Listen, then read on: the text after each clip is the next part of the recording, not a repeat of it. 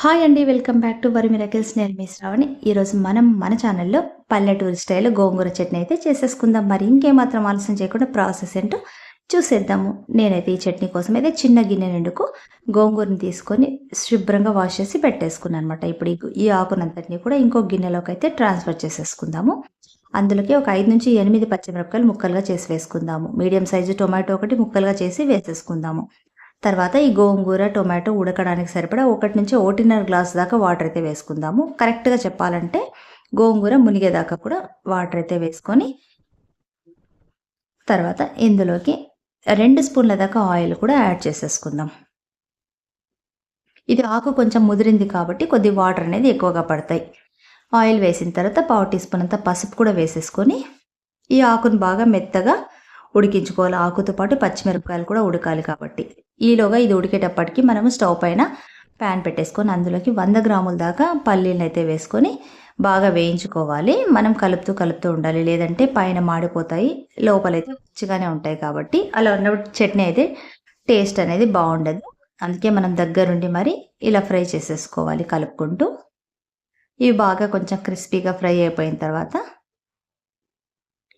వీటినైతే మనము చల్లారబెట్టుకొని పూర్తిగా వీటికున్న పొట్టునైతే తొలగించుకోవాలన్నమాట. పొట్టుతో కూడా వేసుకోవచ్చు, అది మీ ఆప్షన్. పొట్టుతో తీసి పెట్టేసుకొని పక్కన పెట్టేసుకుందాం పొట్టు తీసి. తర్వాత మనం ఉడికించుకున్న గోంగూరను కూడా ఇంకో గిన్నెలకైతే వేసేసుకుందాం. ఇప్పుడు మిక్సీ జార్ తీసుకొని అందులోకి మనం పొట్టు తీసేసుకున్న పల్లీలనైతే మొత్తం వేసేసుకుందాం. దాంతోపాటు ఒక 5-6 దాకా వెల్లుల్లిపాయలు కూడా వేసుకొని, ఒక్క స్పూను జీలకర్ర కూడా వేసుకుందాం. రుచికి సరిపడా కాస్త సాల్ట్ వేసుకుందాం. తర్వాత మనం ఇందాక ఉడికించి పెట్టుకున్న గోంగూరలోంచి పచ్చిమిర్చిని అయితే సపరేట్ చేసేసుకుందాము. మనకి ఎన్ని కావలిస్తే అన్ని మాత్రమే వేసుకోవాల్సి ఉంటుంది. ఎందుకంటే ఈ పచ్చిమిర్చి కొంచెం కారంగా ఉన్నాయి కాబట్టి ఇవన్నీ వేయను నేను. ఎంత మేరకు అవసరమో అన్ని మాత్రమే వేస్తాను. అందుకే కొన్ని వేస్తున్నాను, కొన్ని పక్కన తీసి పెట్టుకుంటున్నా. ఇప్పుడు మిక్సీ జార్లోకి వేసుకున్న పల్లీలు, తర్వాత వెల్లుల్లి, ఈ పచ్చిమిరపకాయలంతా కూడా కొంచెం పచ్చాగా అయితే ఇలా చేసేసుకోవాలి. కొద్దిగా వాటర్ అయితే యాడ్ చేసేసుకొని ఇలా కొంచెం బరకగా చేసుకున్న తర్వాత మనం పక్కన తీసి పెట్టుకున్న గోంగూరను కూడా మొత్తం అంతా కూడా వేసేసుకుందాం. ఇది వేసిన తర్వాత కూడా మెత్తగా కాకుండా కొంచెం పల్స్ మోడ్గా, అంటే జస్ట్ ఇలా మిక్సీని గిర్ర అనిపిస్తే సరిపోతుందనమాట. మరీ మెత్తగా కాకుండా కొంచెం బరకగా ఉంటేనే ఈ చట్నీ అనేది బాగుంటుంది. ఇలా చేసుకున్న తర్వాత దాన్ని ఇంకో గిన్నెలోకి అయితే మొత్తం ట్రాన్స్ఫర్ చేసేసుకుందాము. మనం దీనికి తాలింపు అయితే వేయాల్సిన అవసరం అయితే లేదు. జస్ట్ పైన ఉల్లిపాయ ముక్కలు జస్ట్ స్ప్రింకిల్ చేసుకుంటే సరిపోతుంది. మనము దీంట్లోకి అయితే మెయిన్ ఇంగ్రీడియంట్ పచ్చి ఉల్లిపాయలే వేసుకోవాలి. అప్పుడే టేస్ట్ అనేది చాలా బాగుంటుంది. ఎంత ఎక్కువ ఉల్లిపాయలు వేసుకుంటే ఈ చట్నీ అనేది టేస్ట్ అంత బాగుంటుంది. కావాలనుకుంటే మీరు తినేటప్పుడు కూడా ఇంకొంచెం అయితే ఉల్లిపాయల ముక్కలు అయితే యాడ్ చేసేసుకోవచ్చు. చూసారు కదా ఎంత ఈజీగా అయిపోయిందో. వేడివేడి అన్నంలోకి చాలా బాగుంటుంది.